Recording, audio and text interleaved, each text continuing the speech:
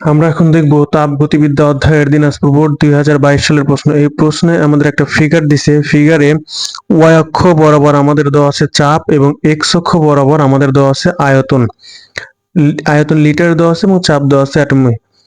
তো এই যে যে বিন্দু, সি বিন্দুতে চাপটা হচ্ছে 5.28, বি বিন্দুতে চাপটা হচ্ছে 4 এবং এ বিন্দুর জন্য চাপটা হচ্ছে 2, আর সি বিন্দুর জন্য আয়তন হচ্ছে 10, বি বিন্দুর জন্য আয়তন 10 আর এ বিন্দুর জন্য আয়তন হচ্ছে 20।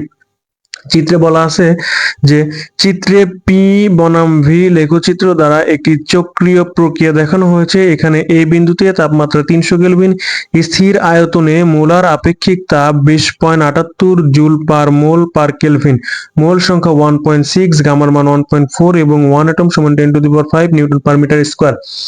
এখন গ নাম্বার প্রশ্নে বলা আছে যে এ বি পথে কৃত কাজের মান নির্ণয় করো। এই যে এ বি যে পথটা আছে, এই পথে কৃত কাজের মান নির্ণয় করো। ফার্স্ট কথা হচ্ছে আমাদেরকে আগে জানতে হবে বা চেক করতে হবে এ বি পথটা কি সমষ্ণ পথ নাকি রুদ্ধতাপীয় পথ নাকি অন্য কোনো পথ, সেটা আমাদেরকে আগে খুঁজে বের করতে হবে। তারপরে এ বি পথে কৃত কাজের মান নির্ণয় করব। তো আমরা জানি সমষ্ণ প্রক্রিয়া বয়েলের সূত্র মেনে চলে, অর্থাৎ সমষ্ণ প্রক্রিয়ার ক্ষেত্রে P1V1 সমান P2V2। তাইলে একটু খেয়াল করতে হবে, যদি এ বি অংশে আমরা P1V1 আর P2V2 অ্যাপ্লাই করি তাহলে দেখি কি ঘটনা ঘটে। তাহলে এ বিন্দুর জন্য হচ্ছে P1 এর মান হচ্ছে, এই যে এ বিন্দুর জন্য P1 এর মান হচ্ছে 2, P1 এর মান হচ্ছে 2 আর V1 এর মান হচ্ছে 20। এই জন্য লিখছি এই বিন্দুতে P1V1 সমান সমান 2 × 20 সমান 40। তাহলে বি বিন্দুর জন্য, এই যে বি বিন্দুর জন্য P1 এর P2, বি বিন্দুর জন্য আমরা যেহেতু এই বিন্দুতে P1V1 ধরছি তাহলে বি বিন্দুতে আমরা ধরবো P2V2।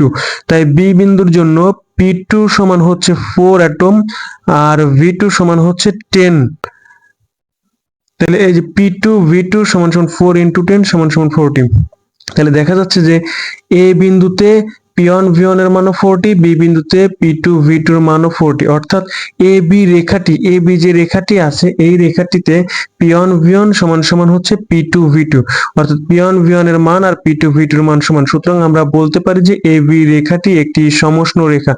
যেহেতু এ বি রেখাটিতে P1V1 সমান P2V2, সেহেতু আমরা বলতে পারি এ বি রেখাটি হচ্ছে একটি সমষ্ণ রেখা।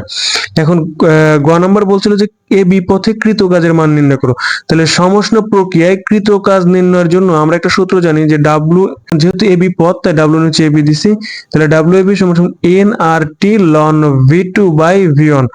তো এখানে আমাদের যা যা দেওয়া আছে একটু আমরা লিখে নিব। আমাদের যে তথ্য দেওয়া ছিল, আমাদের দেওয়া ছিল মোল সংখ্যা, আমাদের দেওয়া ছিল কি মোল সংখ্যা হচ্ছে 1.6। তাহলে মোল সংখ্যা n সমান 1.6।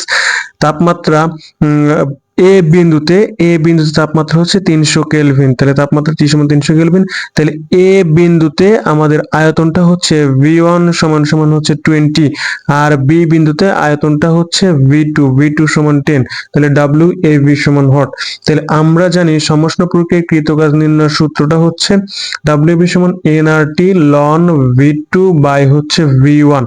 তাহলে আমরা জাস্ট এই মানগুলা এখানে খালি বসায় দেব, n এর মান বসায় দেব, r এর মান, t এর মান এবং একইভাবে V2/V1 বসায় দেব। বসায় দেওয়ার পর এই জিনিসটাকে সমাধান করলে আমরা পাবো হচ্ছে -2766.156 জুল। এখন যেহেতু এবি প্রক্রিয়ায় কৃত কাজ ঋণাত্মক, সেহেতু এবি রেখাটি সমষ্ণ সংকোচন হয়েছে। এবি রেখাটি সমষ্ণ রেখা, কিন্তু সমষ্ণ প্রসারণ নাকি সমষ্ণ সংকোচন এটা আমরা বুঝলাম যে কৃত কাজ দেখে। যেহেতু এবি প্রক্রিয়ায় কৃত কাজের মানটা ঋণাত্মক, সেহেতু এবি রেখাটিতে সমষ্ণ সংকোচন হয়েছে। এখন আমরা চলে যাব ঘ নম্বর প্রশ্নে। ঘ নম্বর প্রশ্নে বলা আছে যে উদ্দীপকের চক্রীয় প্রক্রিয়ায় এনট্রপির পরিবর্তন শূন্য হবে কিনা গাণিতিক বিশ্লেষণের মাধ্যমে মতামত দাও। মানে এখানে যে চক্রগুলো দেখানো হয়েছে এই প্রত্যেকটা চক্রে এনট্রপির পরিবর্তন বের করতে হবে এবং তাদেরকে যোগ করে দেখতে হবে যে টোটাল এনট্রপির পরিবর্তন শূন্য কিনা। ফার্স্টে আমরা এ বি অংশ নিয়ে কাজ করবো। তাই লিখছি যে এ বি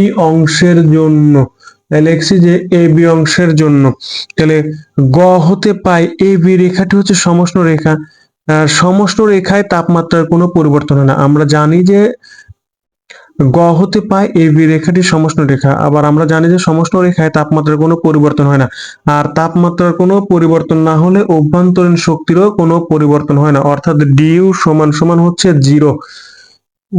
তো তাপগতিবিদ্যার প্রথম সূত্র হতে আমরা জানি যে ডিকিউ সমান ডিইউ প্লাস ডিডব্লিউ।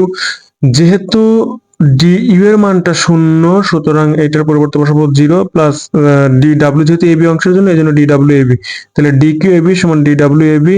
তাহলে ডিডব্লিউ এবি এই মানটা আমরা গ নাম্বার থেকে পাই, যে গ নাম্বারের মানটা এখানে বসায় দিছি 67.156। এখন এ বি অংশের জন্য এন্ট্রপির সূত্র হচ্ছে dS equals to dQ by T. যেহেতু এ বি অংশের জন্য এই জন্য এদের নিচে এ বি লিখে দিয়েছি আর কি। তাহলে সমান সমান DS DQ A B by হচ্ছে টি, কিছু না জাস্ট খালি মানগুলো বসায় দিয়েছি আর কি। মানগুলো বসায় দিয়ে দেখলাম যে ডিএস এ বি অর্থাৎ এ বি অংশে এন্ট্রপির পরিবর্তন হচ্ছে -9.22 জেক ইনভার্স 1। এখন আমরা চলে যাব বিসি অংশের জন্য।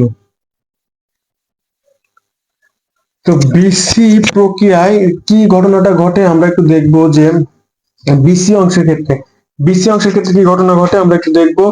এই যে আমাদের এই যে এই অংশটুকু হচ্ছে বিসি। বিসিতে দেখা যাচ্ছে যে আয়তনের কোনো পরিবর্তন হচ্ছে না। বিসিতে দেখা যাচ্ছে আয়তনের কোনো পরিবর্তন হচ্ছে না, অর্থাৎ বি বিন্দুতে আয়তন যা সি বিন্দুতেও আয়তন তাই। যেহেতু বিসি প্রক্রিয়ায় আয়তনের কোনো পরিবর্তন হয় না, তাই এইটি অর্থাৎ সম আয়তন প্রক্রিয়া, অর্থাৎ বিসি কার্ভটুকু হচ্ছে সম আয়তন প্রক্রিয়া। এই জন্য আমরা লিখে নিয়েছি যে বিসি প্রক্রিয়ায় আয়তনের কোনো পরিবর্তন হয় না, অর্থাৎ সম আয়তন প্রক্রিয়া। তাহলে সম আয়তন প্রক্রিয়ায় এন্ট্রপির পরিবর্তন নির্ণয়ের সূত্রটি হচ্ছে ডিএসবিসি সমান সমান হচ্ছে NCB ln T two by T one, অথবা আমরা যেহেতু পি সমানুপাতিকটি সম আয়তন প্রক্রিয়ায় পি সমানুপাতিকটি, সেহেতু এই সূত্রটাকে এভাবেও লেখা যায় যে ডিএসবিসি সমান NCB ln P two by T one. এখন আমাদের কাছে যা যা তথ্য দেওয়া আছে ওই তথ্যের উপর নির্ভর করে আমরা সূত্রটাকে লিখবো আর কি। আমাদের কাছে দেওয়া ছিল হচ্ছে মোল সংখ্যা n সমান সমান হচ্ছে 1.6, এই যে মোল সংখ্যা n এর মান হচ্ছে 1.6। সিভি এই যে স্থির আয়তনে মোলার আপেক্ষিক তাপ, সিভি এই যে স্থির আয়তনে মোলার আপেক্ষিক তাপ, সিভি কে বলা হয় স্থির আয়তনে মোলার আপেক্ষিক তাপ, এবং এইটা দেওয়া ছিল 20.78 জুল পার মোল পার কেলভিন। এখন বি বিন্দুতে এই যে বি বিন্দুতে চাপ P1, যেটা যেহেতু আমরা বিসি অংশ নিয়ে কাজ করছি তাই বি বিন্দুর জন্য P1 ধরবো আর সি বিন্দুর জন্য P2 ধরবো। তাহলে বি বিন্দুতে চাপ P1 সমান সমান হচ্ছে 4, সি বিন্দুতে চাপ P2 সমান সমান হচ্ছে 5.28। তাহলে ডিএস বিসি সমান সমান হট। তাহলে আমাদের যেহেতু চাপের মানগুলা দেওয়া আছে, তাহলে আমরা সহজে চাপের এই সূত্র দ্বারা আমরা এটা সমাধান করতে পারি। তাহলে চাপের সূত্রটা লিখবো যে ডিএসবিসি সমান N CV loan P2 by P1। এখন আমাদের সবগুলো মান জানা আছে, জাস্ট খালি মানগুলো বসায় দেবো। মানগুলো বসায় দেওয়ার পর এই জিনিসটাকে সমাধান করলে আমরা পাবো 9.23 জুল পার কেলভিন। এখন এরপর আমরা চলে যাব সি অংশের ক্ষেত্রে। সি এ অংশের ক্ষেত্রে ফার্স্টে আমাদেরকে চেক করতে হবে যে সি এ অংশটা আসলে সমষ্ণ প্রক্রিয়া নাকি রুদ্ধতাপীয় প্রক্রিয়া। এটা চেক করার পরে আমরা আমাদের সূত্র দিয়ে অ্যাপ্লাই করব। তাহলে সি এ অংশটাতে আমরা চেক করব, যেহেতু আমরা এ বিটা পাইছি সমষ্ণ, বি সিটা সমায়তন, তাহলে সি এটা আমরা একটু রুদ্ধতাপীয় কিনা চেক করি। তাহলে রুদ্ধতাপীয় প্রক্রিয়ার ক্ষেত্রে আমরা জানি পিভির উপরে গামা সমান ধ্রুবক, অর্থাৎ পি1 ভি1 এর উপরে গামা সমান পি2 ভি2 এর উপরে গামা। তাহলে সি বিন্দুতে পি1 ভি1 এর উপরে গামা, অর্থাৎ সি বিন্দুর জন্য আমরা দেখব যে পি1 এর মান কত। এই যে সি বিন্দুর জন্য P1 টা হচ্ছে 5.28, এই যে 5.28 গুণন V1 টা হচ্ছে 10 টু দি পাওয়ার 1.4। তো এটাকে করলে আমরা পাবো 132.627। একইভাবে এ বিন্দুর জন্য P2 V2 এর উপরে গামা, তাহলে সমান সমান P2 মানে হচ্ছে এ বিন্দুতে P2 মানে হচ্ছে 2, এই যে 2, P2 মানে হচ্ছে 2 আর V2 মানে হচ্ছে 20, এই যে 20 এর উপরে 1.4। এটাকে সমাধান করলে আমরা পাবো 132.6। তাহলে আমরা দেখতেই পাচ্ছি যে সি আর এ বিন্দুর জন্য P1 V1 এর উপরে গামা সমান সমান P2 V2 এর উপরে গামা, এই মানটা সমান, অর্থাৎ P1 V1 এর উপরে গামা সমান P2 V2 এর উপরে গামা, এটা সত্য।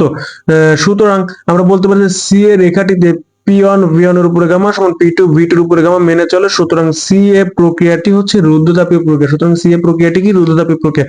তাহলে রুদ্ধতাপীয় প্রক্রিয়ায় এন্ট্রপির পরিবর্তন শূন্য, কারণ হচ্ছে রুদ্ধতাপীয় প্রক্রিয়ায় তাপের কোনো আদান প্রদান হয় না। আমরা জানি যে রুদ্ধতাপীয় প্রক্রিয়ায় তাপের কোনো আদান প্রদান হয় না। যেহেতু রুদ্ধতাপীয় প্রক্রিয়ায় তাপের কোনো আদান প্রদান হয় না, তাই রুদ্ধতাপীয় প্রক্রিয়ায় এন্ট্রপির পরিবর্তনটা শূন্য। তাই লেখছি সরাসরি যে ডিএসসিএ সি অংশের জন্য এন্ট্রপির পরিবর্তনটা শূন্য।